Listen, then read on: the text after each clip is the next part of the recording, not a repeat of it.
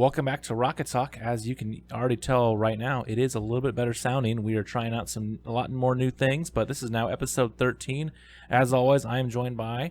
I'm Connor. I'm Johnny. So, yeah, like I said, we're trying some new things out, a new recording software. I just upgraded to a Blue Yeti microphone as well. So yes, hopefully this sounds a lot better. Us. Now we should sound a little bit more professional with our quality. Hopefully we sound more professional with our podcast. But jumping right into another episode of we actually got some video game news. One of the ones I was most excited about was The Last of Us Part 2 got its new release date again. So we're now on its third release date after it was supposed to come out in February and was delayed till May, and then pandemic delayed it. So now June 19th is going to be the new release date. We have a bunch of story details that did get leaked that I am actively avoiding. But another thing I don't know if you guys saw, the game is quite beefy when it does come out. Beefy. It's going to be a 100 gigabyte minimum download, and it's going to be 2 discs if you get it physically. So I know you guys aren't as much into The Last of Us as I am. I know, Johnny, you did watch the cutscenes of the first game, but as you guys haven't played as much, you're maybe not as excited as I am. But what are you guys feeling then that now we get another big name game finally coming? This is awesome. I mean, it's good that there was so much work done before the pandemic that it's able to be released right now, in a month from now. So it's good that we're getting, there's still people that are getting their games, and there's still a little bit that people are going to be able to appreciate and enjoy in the next few months, even though it's significantly more scattered, it's good that, this is such a big game. This is a game that people have been wanting for years now. And I, like you said, I won't be playing it, but as soon as somebody does post a compilation of all the cutscenes, I'm just going to watch it like a movie, like I did the first one. Because, I mean, for me, I'm not expecting to get a PlayStation anytime soon. So, I'll definitely appreciate the cutscenes for that's one of the biggest things that people say about it. So, I'm looking forward to it, for sure. So, going back to the first one for a second, though, before Connor gives his opinion, without giving spoilers, did watching the cutscenes give you a lot of feels multiple times? For sure. I think it's one of those things that, since I didn't, I think I definitely lose, or I don't get to have some of the magic that somebody who's playing it would get, because as you're, for me, if I'm watching it, it's like a 3-hour movie or however long it was. But if you're playing the game, then it's I don't know, 15, 20. It's if you just run through and do nothing in terms of side stuff, more exploring, taking your time, you can beat the game roughly 8 to 10 hours. Okay, yeah. So, 8 to 10 hours, minimum, that's still a lot. That's more than double the amount of time I spent with it. So, it's definitely, it's about, for me, it's like a movie, but for other people, it's definitely an experience, because they get the characters, they get to interact with the characters in the world in the way that, watching the cutscenes, you just don't get to do. So, I definitely felt the feels in some of the sadder scenes, towards the beginning, and there were definitely a lot of parts towards the end, or towards the middle and the end. But the part where they meet 2 brothers, that was really that I didn't expect anything really like that to happen. But there were a lot of moments throughout it that were really gut punching. But I'm hoping that we get just as much of that as we did. I hope we get just as much of that in the second game. So a lot of things. I'll go back and watch some of those scenes. One of my favorites, it's when they're in Salt Lake and Ellie finds surprises. I don't know how much of it was a cutscene, how much of it in the game, so you might not have seen all of it, but it's one of the best going into spoilers. You'll have to send that to me, because I'm not sure I remember exactly what that was. Yeah, because that is one that there are interactions they have in it that you would miss out with scenes, but yeah. You can still get most of the story across. It did. There was the video that I watched had a lot of the conversation that they have when they're walking from place to place, the actual gameplay. That part of it, there was still, and there were some action scenes that were towards the end when they were getting attacked after they got the car and then they got attacked. That whole scene, when the car crashed into that shed or garage or whatever, that whole scene was shown, and a lot of scenes after that, in gameplay. That weren't solely cutscenes. There was a lot of stuff that I got to see that was interactions and dialogue within the gameplay. So okay, well, yeah, I'll text you, but it was the one after winter, the first part of spring after you see what happens with that. So Oh, gotcha. feels, but yes. Yeah. So Connor, do you have any other input than the game coming out with you also not being someone with a PlayStation? It just makes me want to get a PlayStation. I'm wondering how many times they can dangle the game in front of us and then say, "Oh, you almost got it," before we revolt. Yeah, well, because the thing was, because it's supposed to come out in February when they announced the release date back in the fall, but then they wanted to delay it to get some last few polished things up. And then the game was about done when they announced they had to delay it. It just a couple little things that they had to do. Logistics, pandemic, they delay it indefinitely. And so you could tell that it was almost done, that they only had to delay it another, Since you actually know the fan base, is the fan base pretty understanding? If they want to polish it up a little, is there much of a backlash, or they do what you need? I mean, you get people on either side. Like I'm one that I was bummed when it got delayed, but I also was very happy because like this is one of the most anticipated video games to ever come out. This is up there with what GTA 5 was at, what GTA 6 will be at, what Red Dead 2 was at.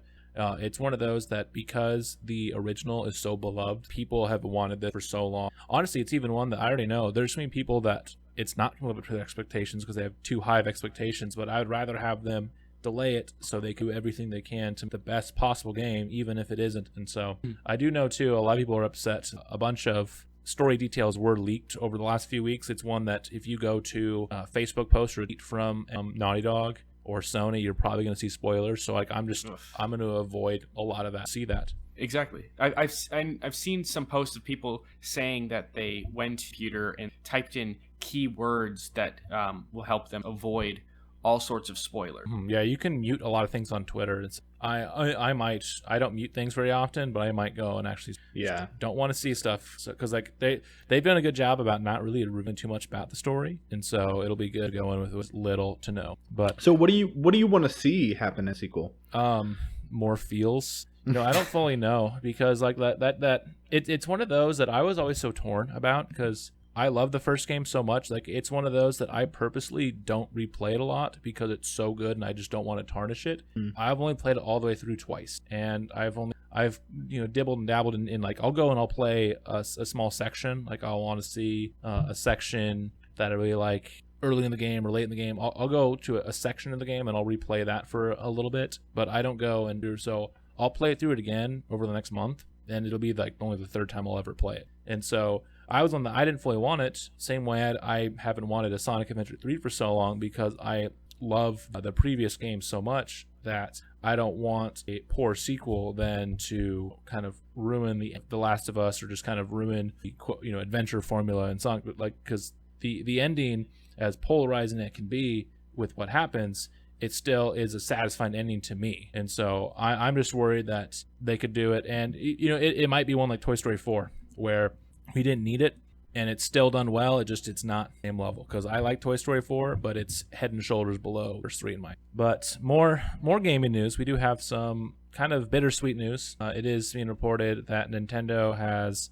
put a delay on their June Nintendo Direct, and so we will not be getting a Direct around E anymore. But Sakurai did confirm that DLC with the ARMS character is still on schedule for next month. So we're kind of in this bittersweet moment where we're not going to get a formal Direct, but we're still going to get news. So as our and I want to say that it's not confirmed that it's not happening in June. It's not confirmed yet. I personally don't think it's going to stay. It's going to happen. I mean, there's been so many cancels, all across the board. For everything being canceled or pushed back, that I don't really expect there to be a Direct in June, but it has, as of now, it has not been officially canceled yet. Yeah. But yeah, it just reports right now from VentureBeast and other sources. Yeah, it's one that we're probably not going to see in June. Yeah. Maybe we'll get one in August or September that will have a bunch of the stuff that was supposed to be in that Direct. But yeah, we're going to get stuff. It's not going to be, we're not going to, in a Direct we'll get 15, 20 announcements. We're going to get. Yeah. So it looks like, from what Sakurai confirmed, that how I'm imagining it'll happen is they might post a day before or 2 days before that there's going to be the Smash announcement whenever that happens in June, probably early June, I would imagine. And then they'll just say, hey, it's happening at this time. and go watch it either like YouTube or Facebook Live or whatever, and then it'll shadow drop. It'll probably shadow drop the ARMS character right then and there, but have no other information. I a lot of times when they release the character, they'll also release the announcement of the next character, but I do not think that's going to happen here. I don't think they're ready to say who the next character is, whether it be Crash or Sora or Gino or whoever. Yeah, because they probably are a lot. That'll be one where even though ARMS on schedule for June, whatever next character was, it'll be one that it probably did get delayed. Yeah. The one thing we could see too is they could pull a Animal Crossing or Mario Maker where they just drop a video like out of the blue at 8 o'clock at night, 9 o'clock in the morning, and then then say this launches later today, this launches tomorrow, Tuesday. But yeah, I bet we're either gonna get a quick mini Sakurai, like a Smash only direct, like whoever the ARMS character is and some of their mechanics, but yeah, I bet it's not it. Well, like, and that will be one of the only things maybe we'll get one of the Mario announcements, maybe we'll get an announcement about some other random game. We're not gonna see, like I said, an announcement of a bunch of random games that like we usually get, and hopefully we get some news still and we have more things to talk about. Yeah. But moving on, this one might be the funniest segment, and and this was one that we had the butthole cut, but AMC is saying that they're going to be refusing to show Universal Studio Films movies now after just it's a lot of pettiness all around. Johnny, how about you go and you'll let us know more about that. So this was one of the last days of April. Universal Studios, I don't have the exact quote on me, but Universal Studios made a public post to let everybody know that Trolls World Tour did very well releasing digitally rather than releasing in theaters due to the pandemic. It had to release digitally, and so Universal wanted everybody to know that they were happy with that, and that going forward, due to the success that Trolls World Tour had, that they are looking into and have an interest in releasing future movies in a similar way, which is digitally only. And it sounded like something that's like, oh, I mean, that's kind of the future of film. That kind of makes sense. It's kind of where we're at as the world goes, and especially right now, that makes perfect sense. I understood it. Fans understood it. A lot of people understood it. There was one particular company, though, that did not understand it, and that was AMC. And they were, I don't like. It just seemed like they were beyond petty. I don't like to use the phrase butthurt very often, but if the shoe fits. Yeah, it just seemed like it was, so basically AMC responded and they said, oh really? And they were angry with Universal for not talking with AMC about it, because obviously AMC gets their movies, gets their money from movies in their theaters, and so rather than even though Universal didn't have a conversation with AMC, they made a choice on their own to think about doing that in the future. AMC did the same thing that Universal neglected to do and have a conversation with Universal rather than posting it online for the world to see, and said that because of Universal's choice to select future individual specific future titles to not be in theaters but rather be only digital, AMC is no longer going to have any Universal movies in their theaters like ever again. And that seemed to me to be such a petty move, and something that it seemed to be like two high schoolers that were just like subtweeting at each other, and just kind of like I don't know, it just seemed like such a petty move. Like all of this stuff could have happened off the internet. Like it could have happened in person, it could have happened or over a phone call, like they could have had a meeting about it, but they decided to let the world see all of their drama basically. And I mean, I'm loving it. I'm here for it. Like I'm definitely like, I get that Universal should have definitely spoken to AMC about it before they did it, but I think that AMC responded in a way that was very immature, and just like the way that they handled the whole situation, rather than talking to Universal and saying, hey, that's kind of going against our agreement, which admittedly it is. Yes, Universal definitely made a decision that I don't think they were suited to make, but they definitely weren't. AMC was not handling it the way that they could have, by saying, you know what, never mind, you're not welcome at our theaters anymore. So. Well, with what little context that we had in their post, it didn't sound like they were trying to get at AMC or anything like that. They were trying to, no, not at all. trying to do anything malicious. It was just a little bit of excitement. They were because in less than 3 weeks of Trolls being out digitally, it according to the article that we shared on Screen Rant, it produced more revenue in about 3 weeks of digital rentals than the original Trolls movie did months in theaters. So wow.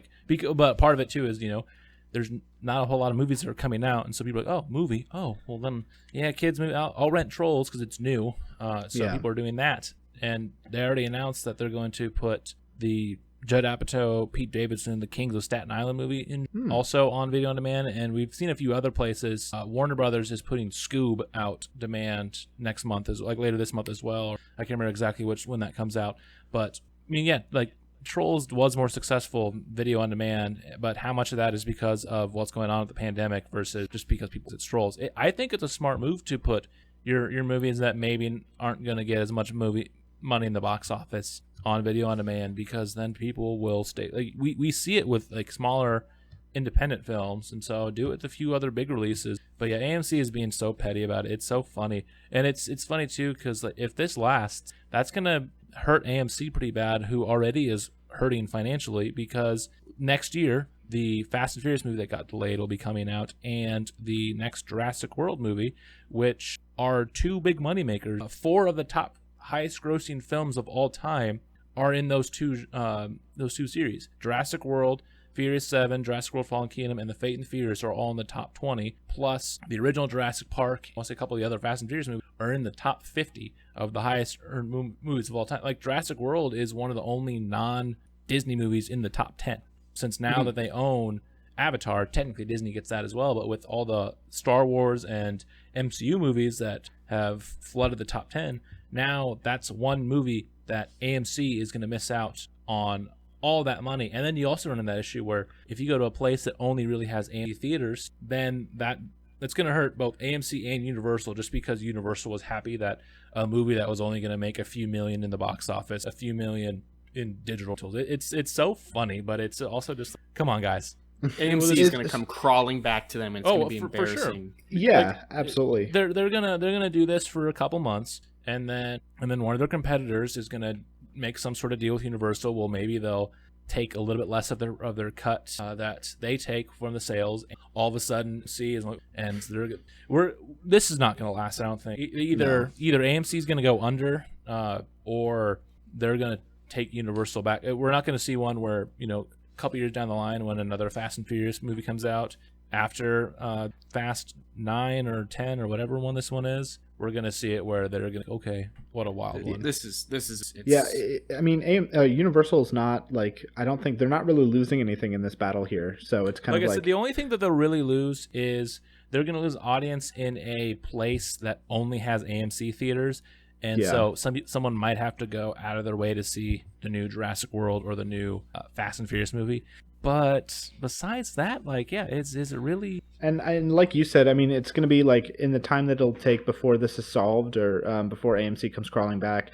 Like, yeah, it might be a few months for Universal to be without being at AMC theaters, but by the time that AMC realizes what a hit this is going to be for them, they'll have it fixed, and Universal will be probably, I'm not a business, I'm not in business, but I would imagine that Universal, since AMC is the one that kind of cut them off, if AMC comes crawling back to Universal, they're going to have to make a pretty good deal for Universal to, say, like, kiss their feet basically and be like, oh, really? Why should we let you back? Why should we let our movies be in your theaters?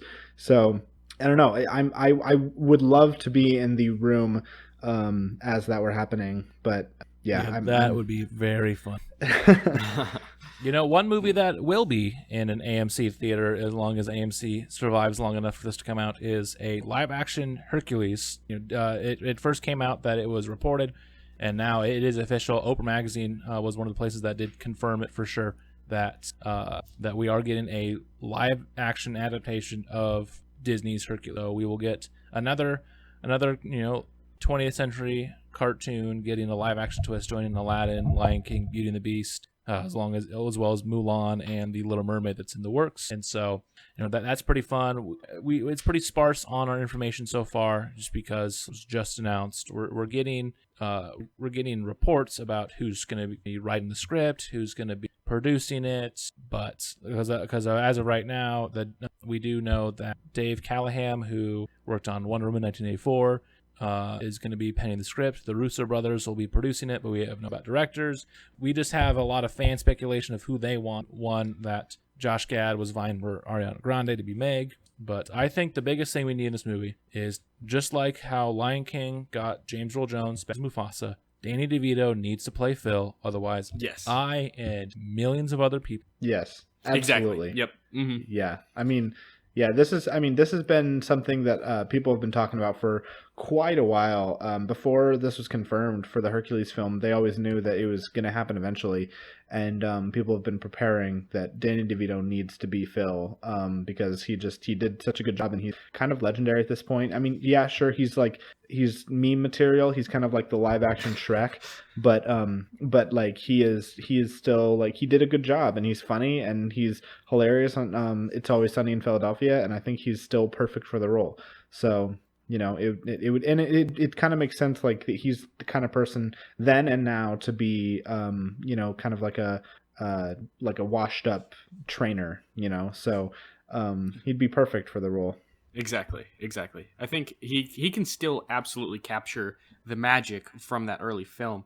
I saw people wanting to fan cast Dwayne "The Rock" Johnson as Hercules, and first off, he's a little bit too old in my opinion. But I think also, he'd be great as Zeus. He would be amazing as Zeus, yes. but I don't think he Zeus. would be capturing the childlike, like, fish out of water kind of emotion that Hercules felt when he left home. I don't think he would be right for that role. He's too confident, too stoic, too charismatic for it. So I think, I think Zeus would be absolutely perfect. I bet like a Chris Pratt would be a good Hercules, because he can kind of play Tom Holland for a young, yeah, and then grow up to be Chris Pratt.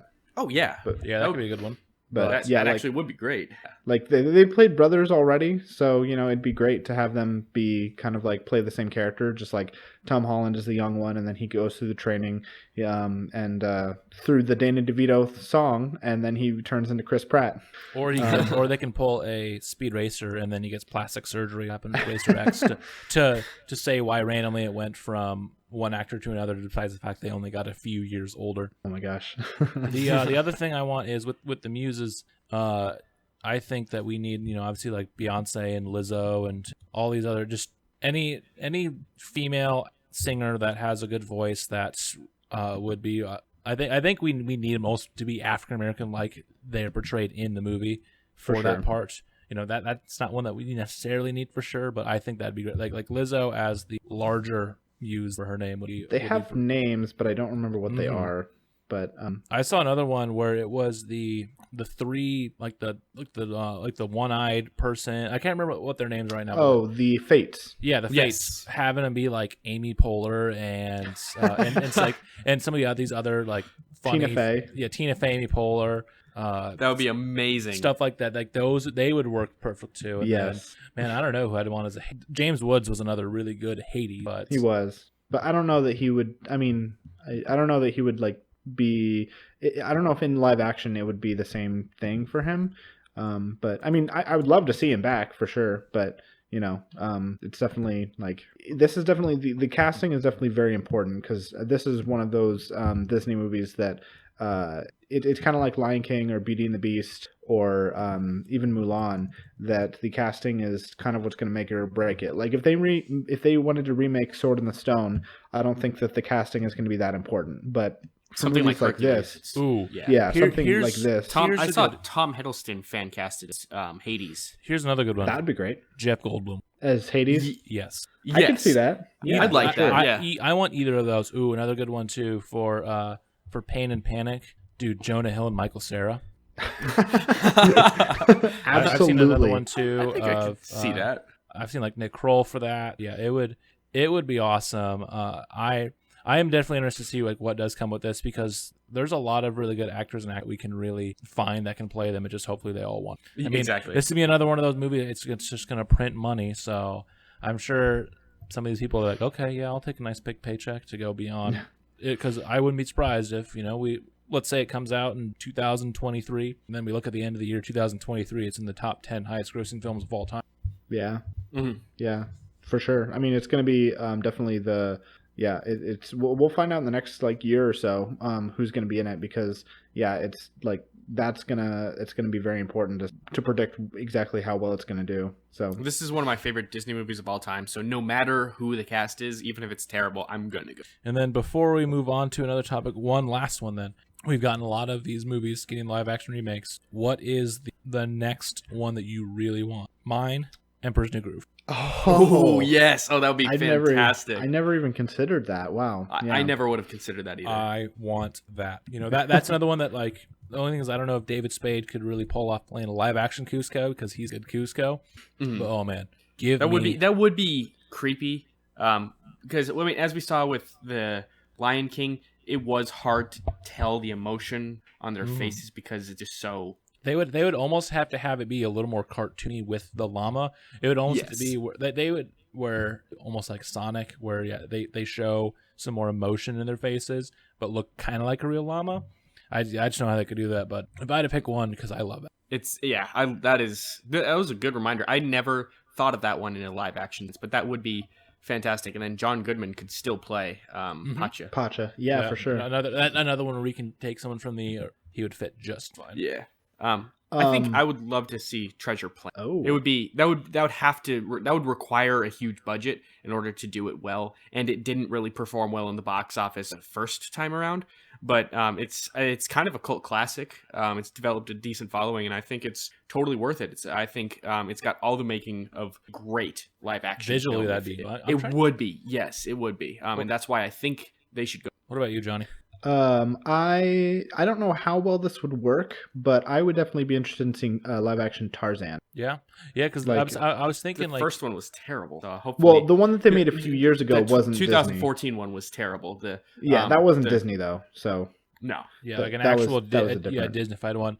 Yeah, that could be one, because it's hard, because we're getting to the point now that once we get Little Mermaid, once we get Hercules, we have Lion King, like most of that Disney Renaissance ones from like the late 80s, early 90s, it's pretty much already there. There's the only one we really would have left is like Hunchback, and that would really be it out of a lot of these, because then you're running back into remaking Snow White, Sleeping Beauty, and then you're into kind of some of the more 2000, like the ones that are just too fresh as well, like Lilo and Stitch, and that's another one too where that one would be kind of hard to do with all of the aliens. They would have to do it where they're more like a more realistic take on their appearances, because Stitch doesn't look like a dog. He's an alien. And so if they did it where they looked like what they did in the cartoon, just with a little more realistic skin and fur, that could be a good one too. I think that'd be another one I would want as well, because that is a good movie.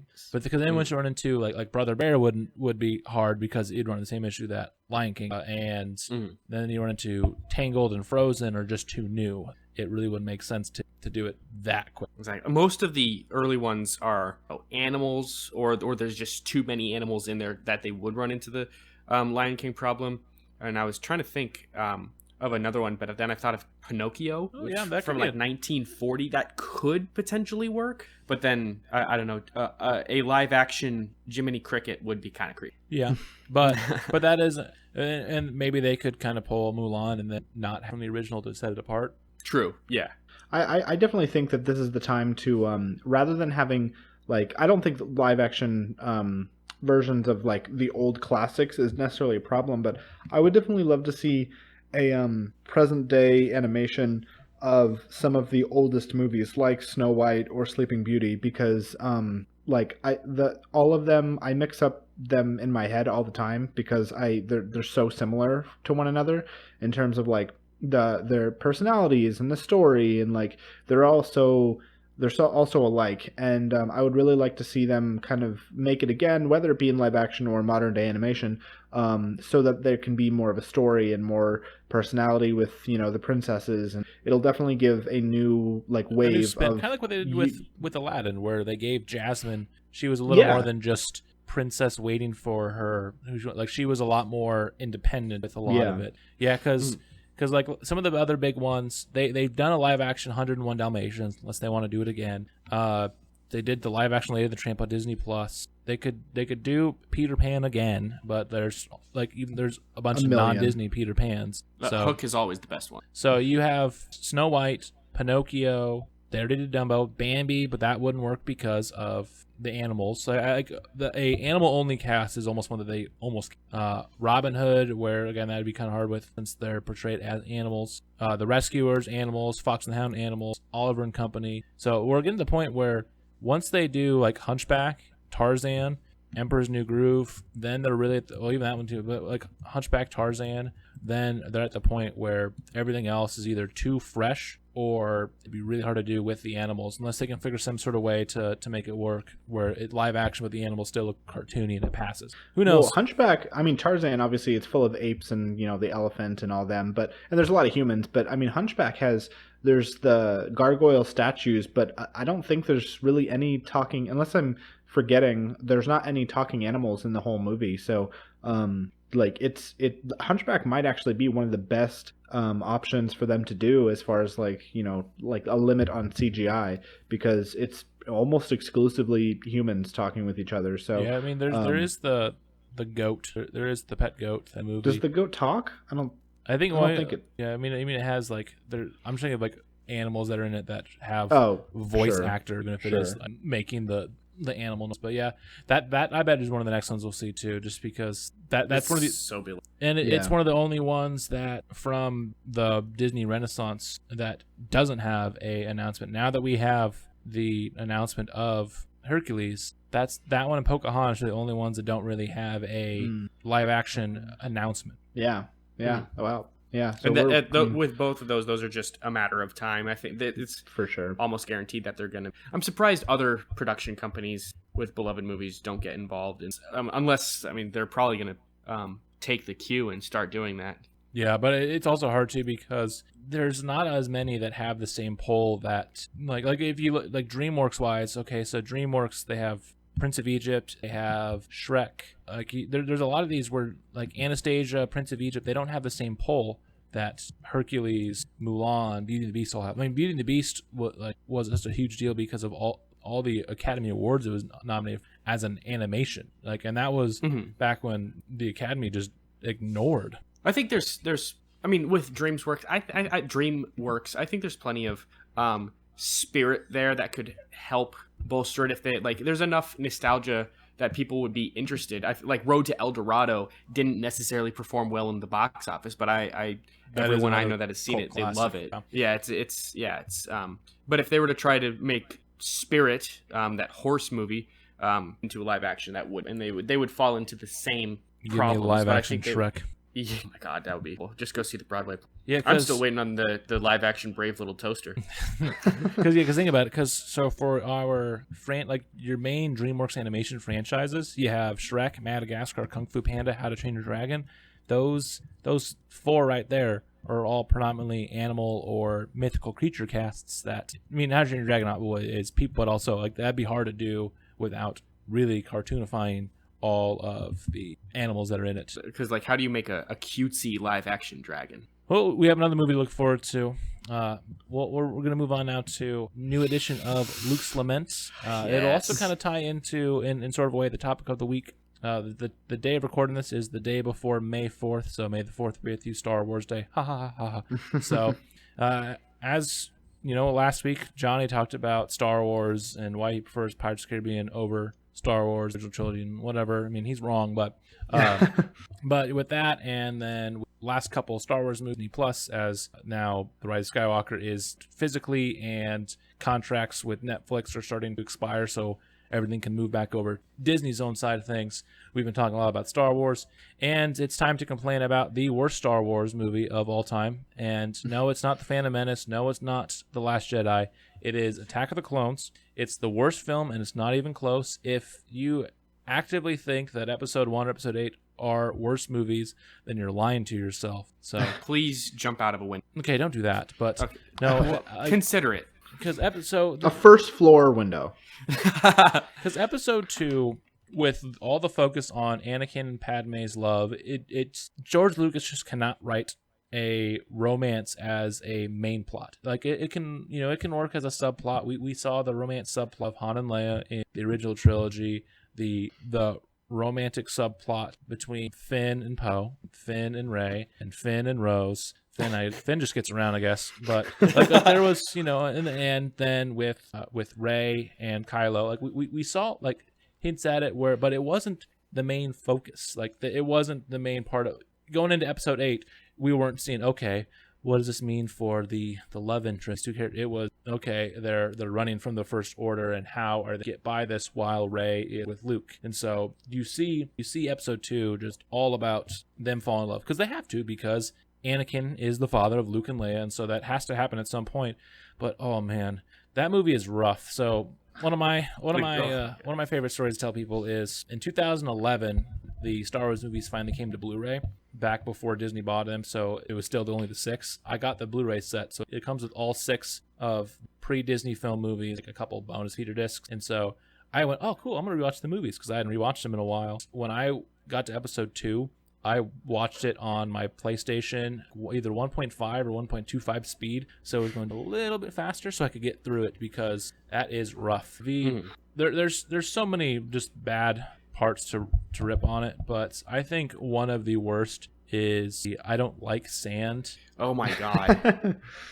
So I just watched that a couple days ago, and I forgot about that line, and then it happened, and I was just forgot about this, and it brought a whole new meaning to bad dialogue. And whoever was writing this, I don't know, were they a first time writer or something like that? It's George Lucas. Because if it's the very first time they've ever. Well, and so yeah, the whole line is, I don't like sand. It's coarse and rough and irritating, and it gets everywhere.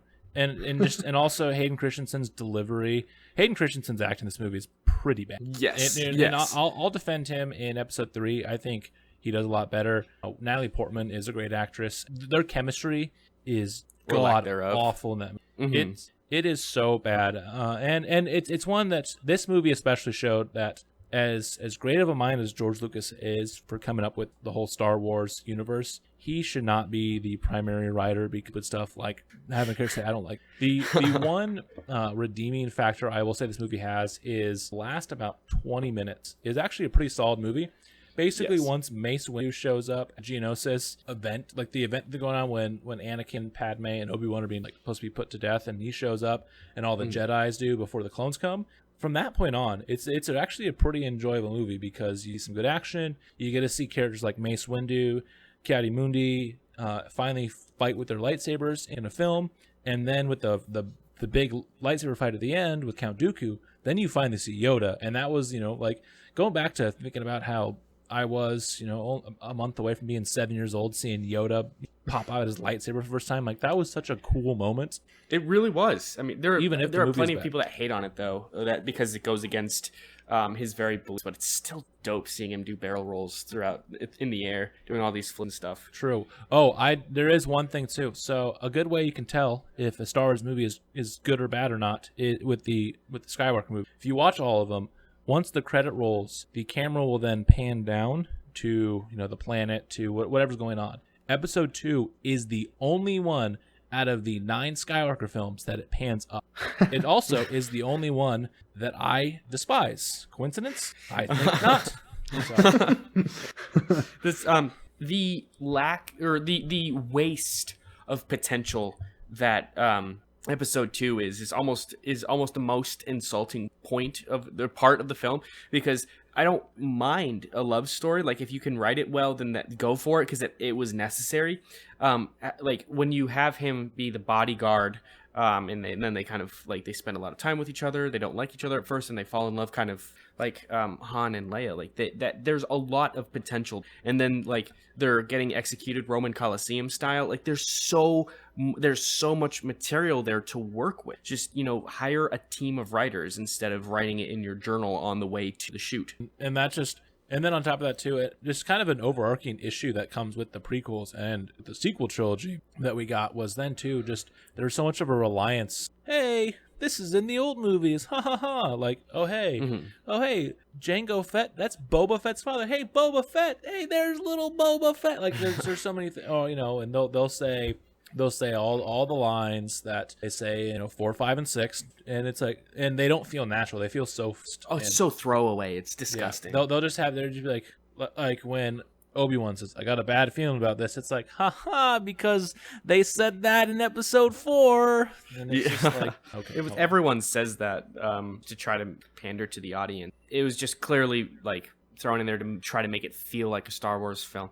And also, who the hell hired the kid who played young Boba Fett? He is offensively bad at acting. And then that part where he's holding up his head, his father's head, and the skull didn't like fall down out of the helmet. Like, it's because the movie's PG. They couldn't have a head fall off, but just like you didn't see. Like, you don't see any, like, blood or, like, anything like that because they had to keep G since that was back when Star Wars movies were only even PG-13 they wouldn't be able. But, yeah. True, but I don't know. If you're going to decapitate someone, like, I don't know, like, don't have their child holding up their father's decapitated head. But it's supposed to symbolize Boba then becoming Boba Fett.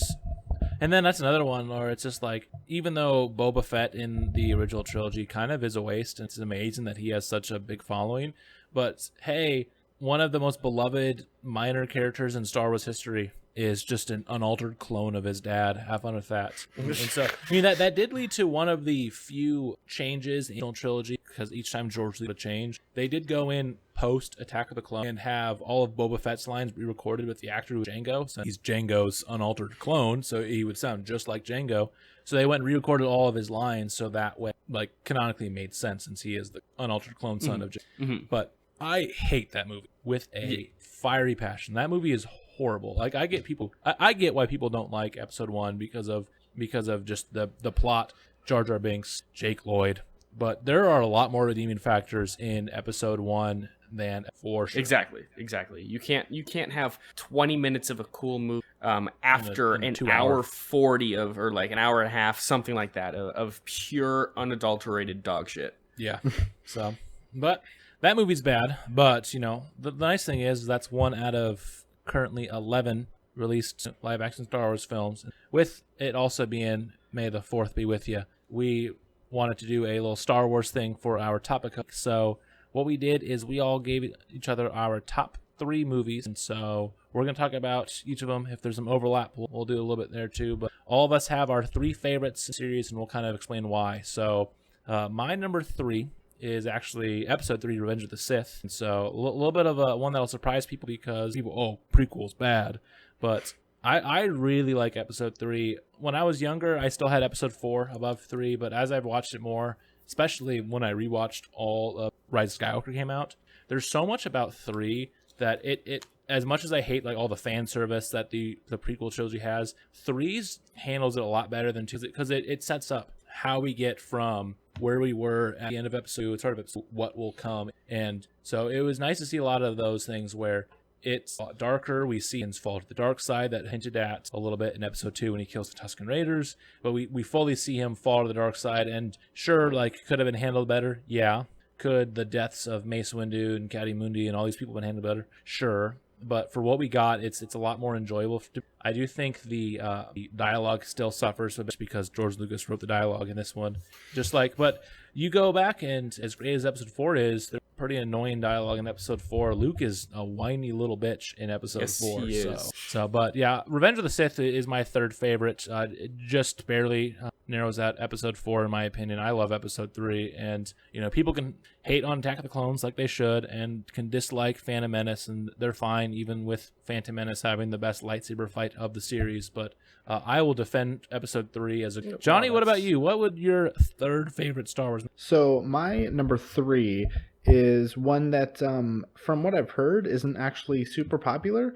It is Solo: A Star Wars Story. I didn't grow up with Star Wars like you two did, which is explains a lot of why I like preferred Pirates over the original Star Wars trilogy.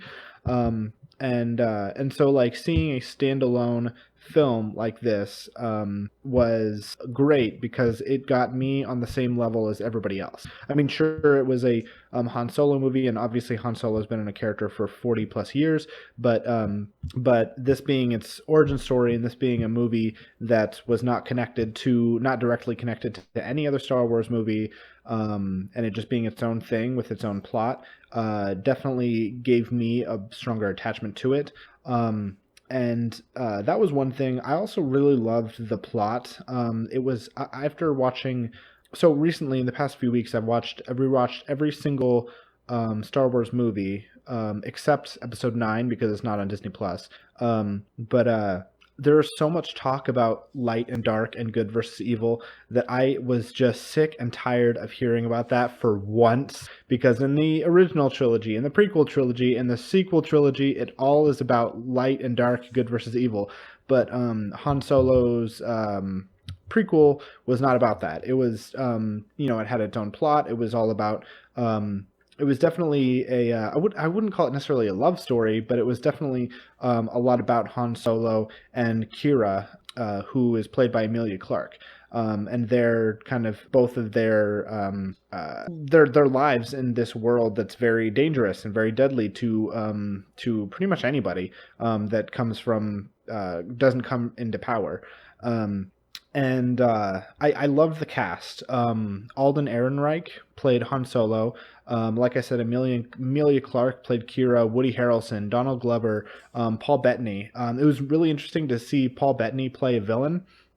He'd played a Vision in the Avengers movies, and so to see him go from essentially like a robot in Avengers to playing a really dark character was really interesting and really fun for me because I love when I see actors that I recognize play a role that I never would expect them to play, and he plays Dryden Voss in this movie, and he does a very good job of being the villain.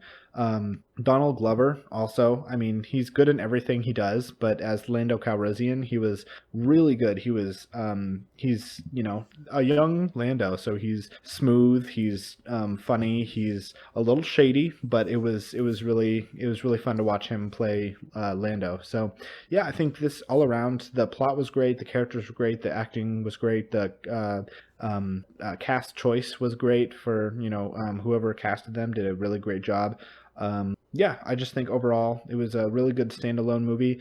There might be sequels, but nothing's been confirmed as of yet. There's been plans and talks about it, but nothing yet has been officially confirmed. But I definitely would love to see more. Yeah, I also will defend Solo. I had it on I have it at 6 out of 11. I had to rank it. I have it below Revenge of the Sith, a couple movies I'll get to later, New Hope, and Last Jedi.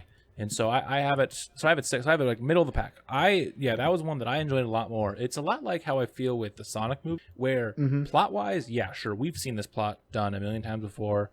We've seen there's nothing about Solo that we haven't seen Star Wars or another action movie before, really. But it was just done well, and it has a strong cast that we got to see. Yeah, like with Donald Glover being an amazing Lando, with another hilarious droid, with and there's parts that don't hit with me as well. I don't think the joke about Chewie's age I didn't think was very funny, but you see it even with the acting. Yeah, like the guy who played Han Solo, you could tell that he went and watched Harrison Ford in the previous movies because he'll do some of the same mannerisms with his facial expressions that you see with Harrison Ford, and so you get a lot of the same things. But I don't know how much of it was a mixture of the fact that Infinity War just came out and people were already kind of soured to what happened with The Last Jedi.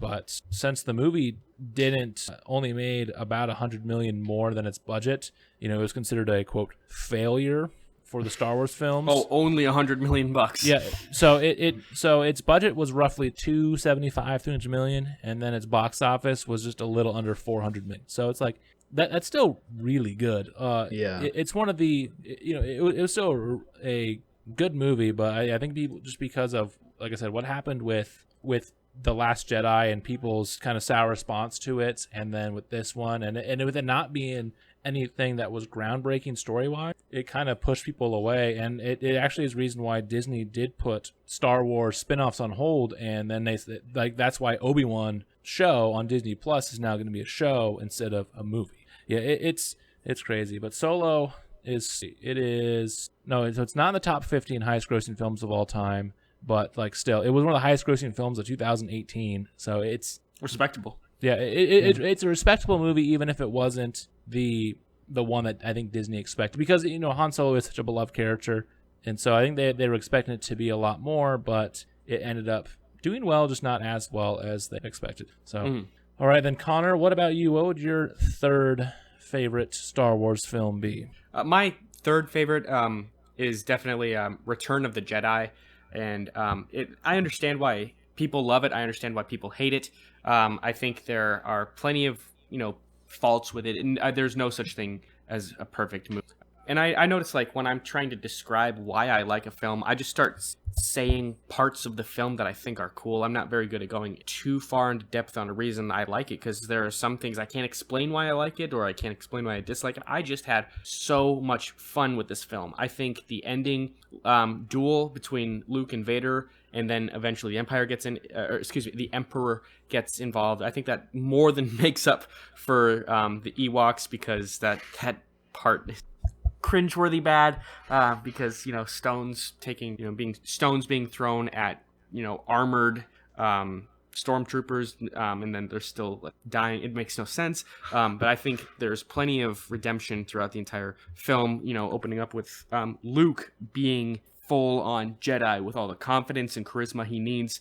We see him as kind of a whiny brat in New Hope, but he just comes in, he's hooded, force chokes these these guards that are like pig creature things. Exactly, and I think that's such a cool introduction to Luke, because now it's been it's about 4 years or so. Yeah, it's roughly a year after Empire, and Empire it's been a few years since we've seen Luke, but yeah, because it's one of those that it takes roughly a year between when Han gets frozen. Spoiler. And what? Yeah, I know.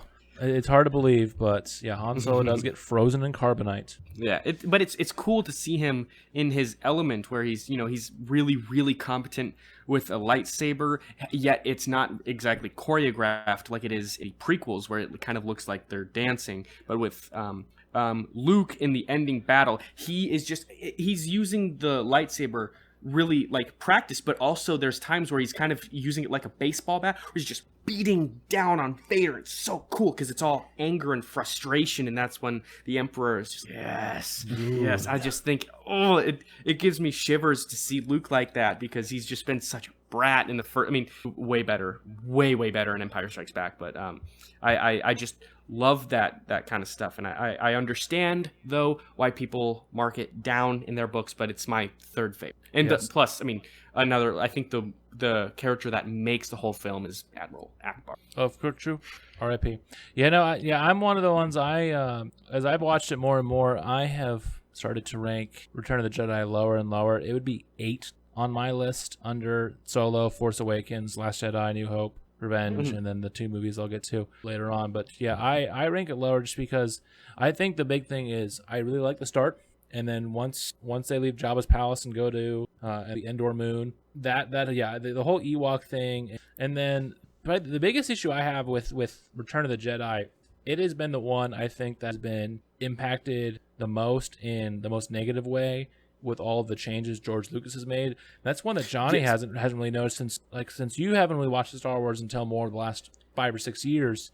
With each re-release the Star Wars movies got, there'd be more and more little changes, and so it like some stuff makes sense. Like I mentioned earlier, now Boba Fett's voice is the same as Jango in Episode 2. Yes. In Episode 5, there is a scene when Vader's talking to the Emperor, and through a hologram, and they re-recorded that same actor who plays the Emperor in episode 6 and 1, 2, 3, and 9. And so there's things that make sense for the continuity, but then there's just other things where George Lucas just like added CGI random stuff. He literally just tosses it in, yeah. And so, and two of the biggest offenders in Return of the Jedi is, one, when they're in Jabba's palace, there is a random musical number where now aliens that were done in the 1997 re-release have aged poorly because that's 20 that's 20 plus years now, almost 25 years of CGI that it's outdated, and they break the fourth wall by looking at the camera, and the song just isn't good, and just that that scene makes me mad. But the worst part is going back to the Emperor and Luke, and that whole like ending stuff on the Death Star 2 is pretty incredible for the whole series. And one of the best parts of the entire series is when Vader redeems himself and throws the Emperor down the shaft. But I know where you're going with this. Yep. But in the re-releases, since I want to say the Blu-ray release was the first they did in 2011, when Vader picks up the Emperor and throws him off, now he yells his no that he had in episode 3, and so it ruins the scene because it was all. You have Luke that's just over there like, ouch, ow, and you have the Emperor laughing, and then and you see Vader that even though you can't physically see his face, you can tell by the mask, even with his mask on, he's contemplating what he needs to do. There's no dialogue necessary whatsoever. And we know what he's thinking. Perfect scene without the dialogue, and that dialogue just ruins that scene. Just like it ruins that scene in episode 3 when he yells no. If he could be all angry and do all that, and without the no, it's so much better. And that no just really makes me mad, and so that's why I'd put it a little lower, but yeah, there's a ton of great moments in that too. Without those, without the dialogue added in, without any touch-ups or anything like that. I don't like the Ewoks either, though. The whole Endor subplot kind of sucks. It does suck. I don't know anyone who hates the film or strongly dislikes it, but I know plenty of people find it a very flawed movie. It's like me with Toy Story 4. It's a good movie. It just, compared to the other two of the trilogy, it's steps below. The weakest, and it doesn't necessarily have to be bad to be considered the weakest. I think there are just plenty of the whole subplot does just knock it down. Yeah. So moving on to my number 2, it would be Empire Strikes Back, which I do know, Connor, that would be also your number 1. Yeah. This is such an iconic movie in terms with no Luke, I am your father line, with just everything about it. This is one of those, where to a lot of people the sequel was better than the original. It's up there with The Dark Knight. It's up there with The Godfather 2, that people say that the sequel is just as good or better than. Yes. And it is such an incredible movie, and just almost everything about it. And it's one that, yeah, sure, the CGI and the special effects from 1980 don't hold up as well, but it's one that I still think a lot of that movie still holds up well to this day, now 40 years. And I actually think I don't know if you've seen it recently, but Return of the Jedi, I don't think they handle their effects quite as well as Empire Strikes Back. I would even say quite as well as Star Wars, but the New Hope. I just think that in Return of the Jedi, it's just a little bit more noticeable that it's a blue screen / green screen. But in Empire Strikes Back, I'm still able to see past its age, and I think they use it well. And then it's just shot so beautifully. When they're in the cave, and Luke's hanging down. I can't remember the name of the creature, but the camera pans over in the cave, and I think the cinematography and there's some really cool shots. Especially Cloud City has some of the coolest shots in the series. One after the Vader fight and it's like at dusk. That is some beautiful scenery. But yeah, it's a great movie, and for a lot of people, it is in their top 2 or 3. Like you talk to most, it. Spoiler, it's not in Johnny's top 3, but it's one of those that I'm sure it's 4, probably 5, maybe. It's pretty good. Yeah, it's such an iconic movie for what it did. Yeah, it's my number 2 and Connor's number 1. You're gonna find a lot of people that'll have it at. And then Johnny, your number 2 would be Episode 7, The Force Awakens. So that was the first of the Disney crowded ones, and so why don't you go tell us then why this one is your number 2? So, if it wasn't obvious enough, I mean, I said it already, but I didn't really have a childhood with Star Wars. So, this was and I had seen all of the Star Wars movies as an adult. I was like 19 or 20 when I first saw them for the first time. Yikes. But I watched it as when it first came out, and this was the first time that I'd really gotten to follow along the story with everybody else. And I wasn't into it as much as, I think a lot of other people, but I think that also helps me to not be as critical. And I definitely saw a lot of the good that came from it. And to me, it was just something that it was fresh in my mind. It was a brand new story, a brand new story that was connected to a long, ongoing story. But I really loved the characters. I really liked Rey, and I'll say I liked Rey, Poe, and Finn, and their potential when I saw this movie for the first time.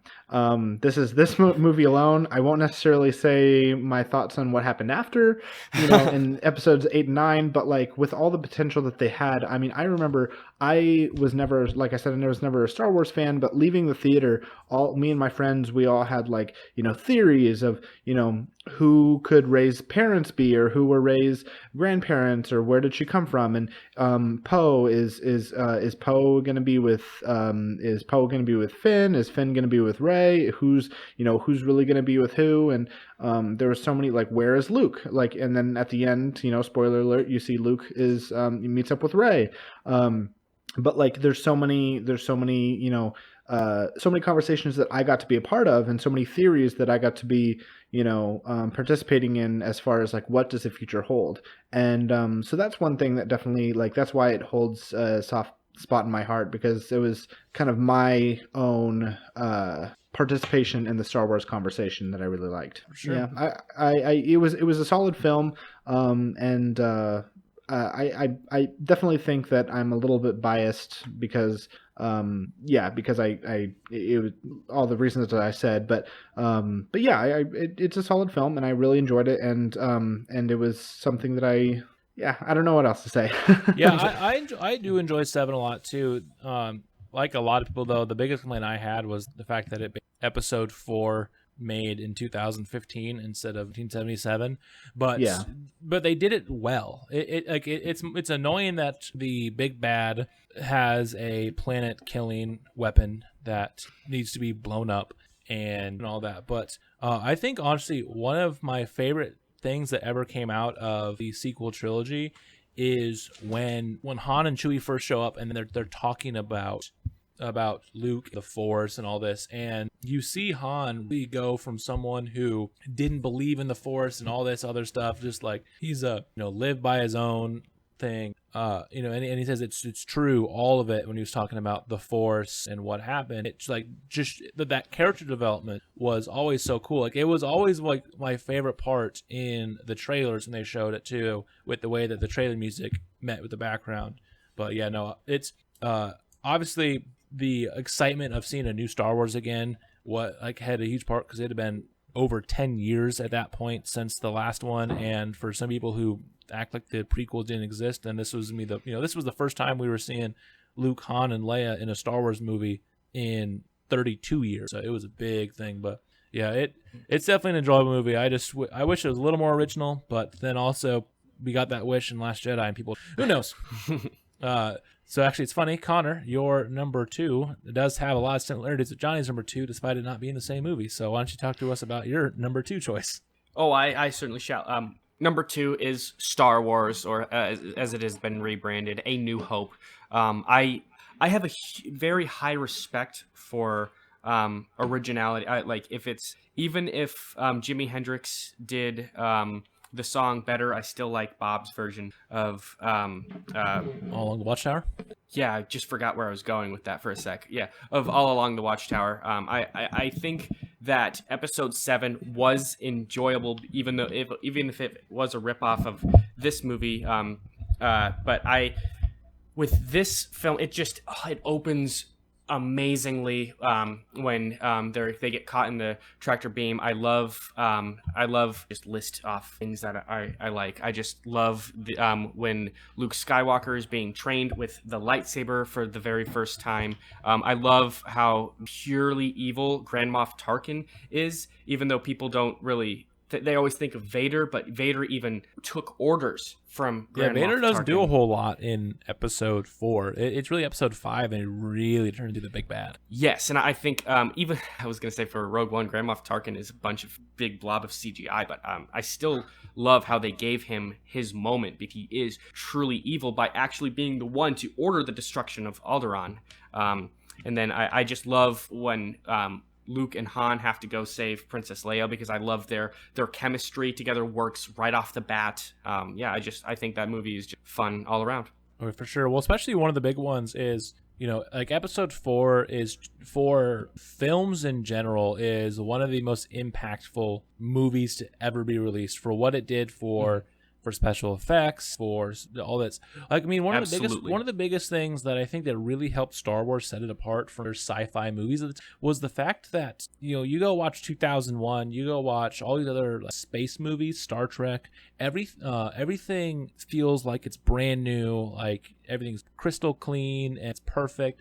And Star Wars was very much a lived-in. You see places that are rusting out. And there's dirt and grime, like. Yeah, sure, there's parts like the Death Star, like since that now is finally fully operational, is pristine and clean, but like you go around, everything's dirty. It's like the Rebel Alliance is a ragtag group with dirty ships. It's not everything is sparkly would see in 2001 or some of these other movies and TV shows at the time. And oh man, exactly. And I just love how immersed, like you were saying, just how immersed these sets were. Because I mean, one of the biggest gripes I have with, and I guess it's not an original thought, but the biggest gripes that everyone has with the prequels is complaining. It's all like CGI. Actors were complaining of like this empty sets.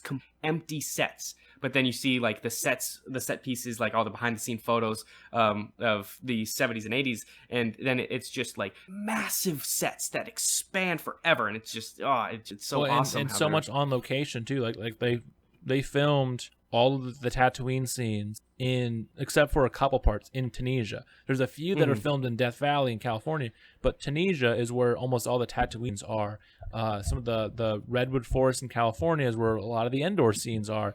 And then you go and you watch. There's some traveling, like they do go back to Tunisia for episode 1. Like there's most of the scenes in episode 2 are filmed, in green screens in some random studio in London. It's like you miss out so much. But and then it helps the actors get into their roles as well, because directors now they're doing to make the movie real. They'll play the score of the films while the actors are reciting their lines to feel it, and then like the sets is how they interact with the world. And if they're not able to do that, they can't get it. For sure. Yeah. So that was your number 2. So moving on to our favorite movies of it. So. Connor's favorite was Empire Strikes Back, my number 2. So those points you already hit on. But Johnny and I, we both have the same number 1 with Rogue One. So I'll go first, and then you can say also why it's your favorite. Man, for me, it's just it's so well done. It was so nice because, like Solo, this was the first non-episodic Star Wars we got. It's while it's in the Star Wars universe, and this one more than Solo especially has a lot of things that show you like, hey, this is taking place around the same time of things. Like Solo's the only Star Wars movie without the appearance of R2-D2, but Rogue One, has little to no mention of Jedi outside of Darth Vader. It has a lot. There's a lot of things that it doesn't talk about that is in the episodic movies, and it tells a great story about what happened with the Death Star plans. You see at the start of A New Hope that they have, like, how did they get this? Because they hint at it, but they never fully explained it. And this one, they did a great job of basically giving you up to seconds before Episode 4 started of what's going on in the Star Wars universe. And I just love it so much. Even movie's good when they make you love all the characters, despite the fact that this is the only time that all these characters will be able to appear outside of prequel. Spoiler, pretty much all of them die. Yeah. Like, it's so great. And then I just have to gush about the Darth Vader scene because it is incredible. It is, it was one that Vader played a very, very minor role in the movie. because they wanted to separate it as much as they could from the Jedi. But man, when you just see him come in, like I remember before the movie was out on Blu-ray, trying to find the camera rips up on YouTube that would be up just for a couple hours before Disney took it down, just to rewatch that scene over and over again because it was so incredible. It's the Vader scene might be my favorite scene in any Star Wars, hands down. A lot of what you touched on is what I loved about it too.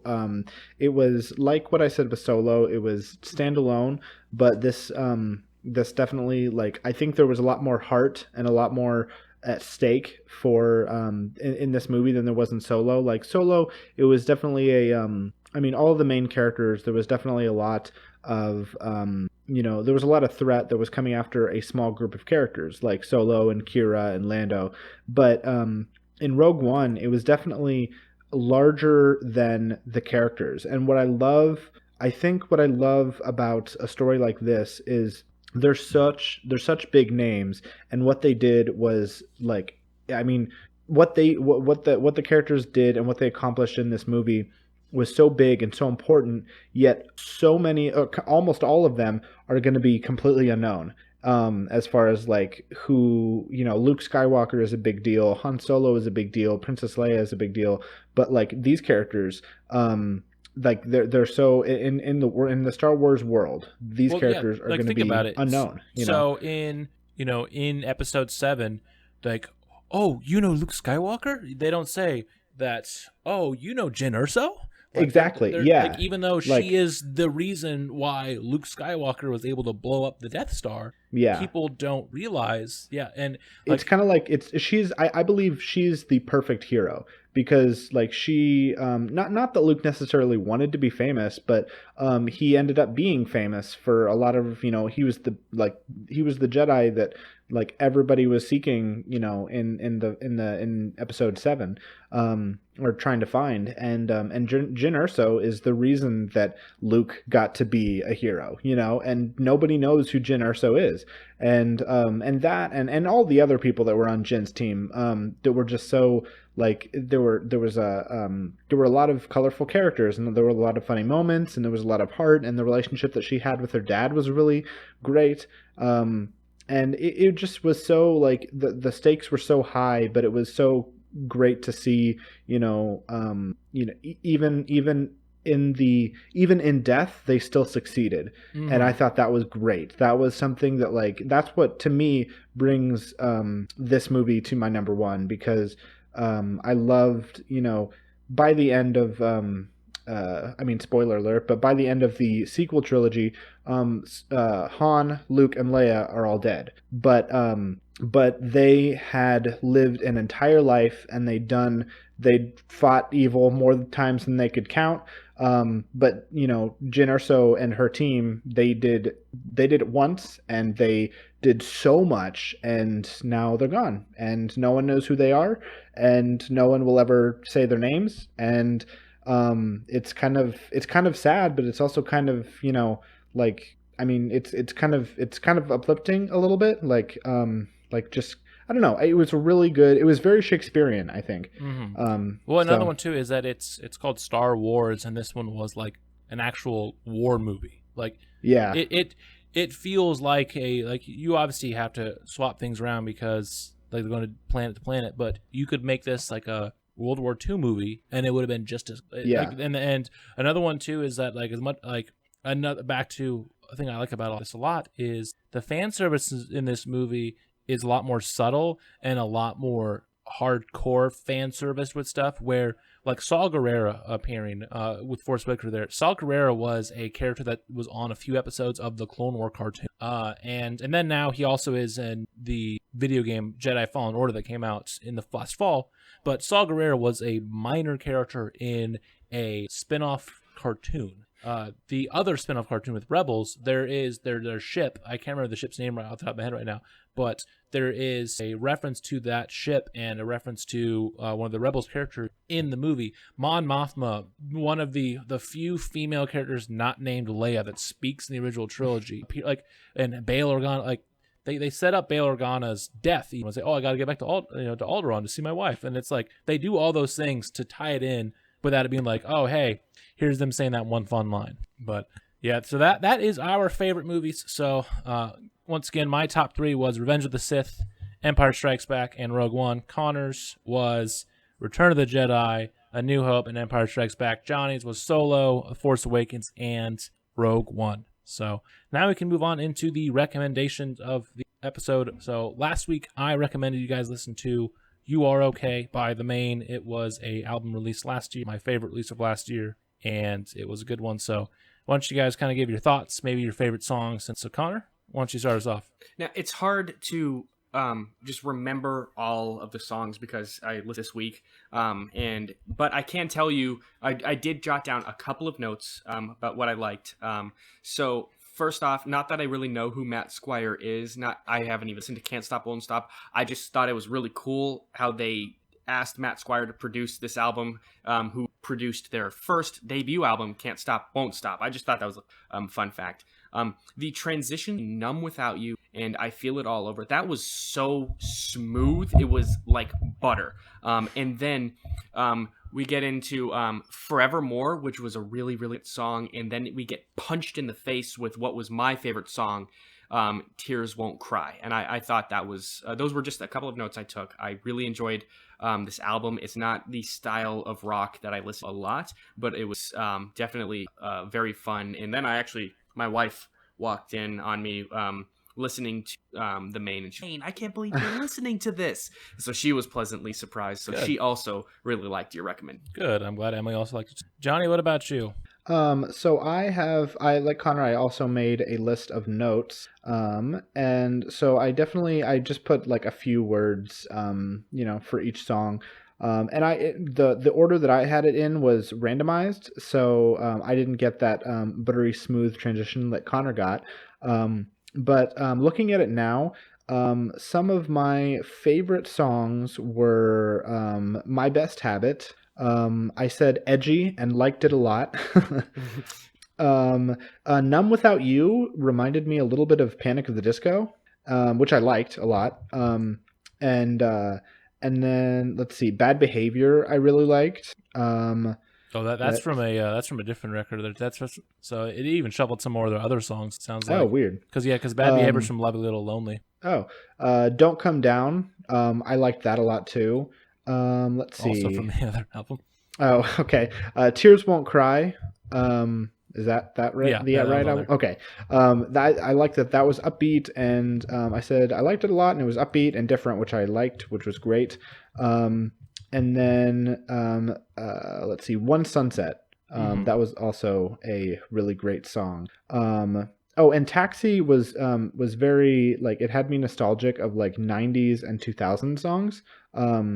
I don't know what it was about that like, but yeah, that definitely gave me some nostalgic feels for Taxi. So well, that also was on the other episode. So okay, you got I did more than you got. Yeah, what's funny is you got the 3 of the first 4 songs from their previous in that as well. But yeah, I did. I listened to all of them and more. There you go. Say that. Well, I recommend then go on YouTube or something and listen to the album in full from front to back, the way that it was starting with Slip the News, ending with Flowers on the Grave. Okay. My favorite song on that record though is probably Heaven We're Already Here. It just like it's one of those, and it sounds like it's just like ready for a big concert. It's like one of the, like, I really want to see them when they come through one of the next times in the Atlanta area, just because this has become such a fan favorite. Yeah, it's a wonderful record. I like I said, it was my favorite last year. I find myself going back to it all the time. I listened to it a couple times this as well to remind myself just how great it. What would you guys then rate it out of 10 then? I would probably rate this a solid 8.9 Secret Lovers. I would rate it. Let's see. Was the song Black Butterflies in the correct album? No, but that is probably their my best song. goodness. I love it. Well, I would rate it 8 incorrect songs on the incorrect album out of 10. There you go. But yeah, no, Black Butterflies is incredible. All right, well, that is good. Nice. So now That's we a good can move on. recommendation, Luke. Good. Yeah. So next time I recommend an album, though, Johnny, since you don't have Spotify Premium, you'll have to go listen to the album on YouTube, so that way you don't listen to songs from the other record as well. At least they were Okay. good. They were good. Yeah, rock true. songs. It's like, yeah, you listen to like probably my favorite songs from their album before that too. That's good. Well, yeah, I'll definitely go back and I'll listen to the album the way it's supposed to be, like from front to back and without any extra songs thrown in. All right, so that means now it is Connor's turn to give us a recommendation. So Connor, what is your recommendation for us this week? Oh, fun, you guys. Prepare your tear ducts. This is also another baseball themed movie. I absolutely miss baseball so much, but I also want to cry a lot, and I want to cry with you guys. So my recommendation is 1989's Field of Dreams. It's gonna have starring Kevin Costner, Amy Madigan, James Earl Jones, Ray Liotta, Burt Lancaster. So please listen to that, watch it too. Listen and watch at the same time if you At the same time? Okay. I don't know. Yeah, if you guys want to do it separately, that's fine. It doesn't experience. That's So I recommend listening to it as well as watching it simultaneously. I'm gonna say this again next week too, but it was always my favorite when they say, "Is this heaven?" And like, no, it's Iowa. Then I want to say, then this is hell. But that's always a joke that we made in my family growing up. But oh man, that is such a great movie. I have not watched that in quite a long time. I'm gonna have to dig it out and rewatch that again. It is I believe it's on Netflix right now, so go ahead and pull that up and watch. That is a fantastic movie, so I will definitely go and watch that. Let's see, I'm pulling up Decider right now real fast to see what it says it is on. It was on Hulu as of last year, so it might still be on Hulu, but if not, you get it with stars and all that too. But yes. Yeah, it might be one that Johnny, we might websites. He might have to slime it. Yes. Yeah, I'm gonna watch a good old-fashioned video. slime video and then tell us how that is. Exactly. Can confirm it is not on Netflix. So shoot. This. I think you said that last time, and No, Connor, he's you at should. Amazon. Oh, Amazon. You should check. Yeah, it was on Amazon. Before. No, I think before saying saying it's these better to blasphemous leave- statements. It's better to leave my co-hosts guessing because that adds to the... It is on Hulu if you have Stars add-on. I don't, and I will happily call you out when it is not on the correct platform on the show. So I have it on Blu-ray, Johnny, so I'll give it to you. Okay, Oh yeah, true. I'll be able to find it anyway. Live, but 20 minutes away? yeah, Just make sure it's a non-contact transition yeah. to give. I'm them the gonna movie. rub it with Germex before I. Mm-hmm. Yeah. Well, perfect. So hopefully this episode sounded a lot nicer because of new microphone for me and the new audio recording software we used. If it did, please then continue listening because it'll be like this now. More on from that. But thank you again for listening. As always, make sure you like, subscribe. Let us know what you want to hear in future episodes. Tell us why Attack of the Clones is the worst Star Wars movie of all time, and all of that. And actually, too, by the time this episode's live, it'll probably already happen, but I have also be streaming a little bit here and there on some of my games on PlayStation, just do some other fun stuff. So it's already up by the time this episode's up, but it'll be in the description of where you can find our previous stream. And so I'll be playing some Crash or some Call of Duty every once in a while, giving you guys some fun insight. So peace and blessings.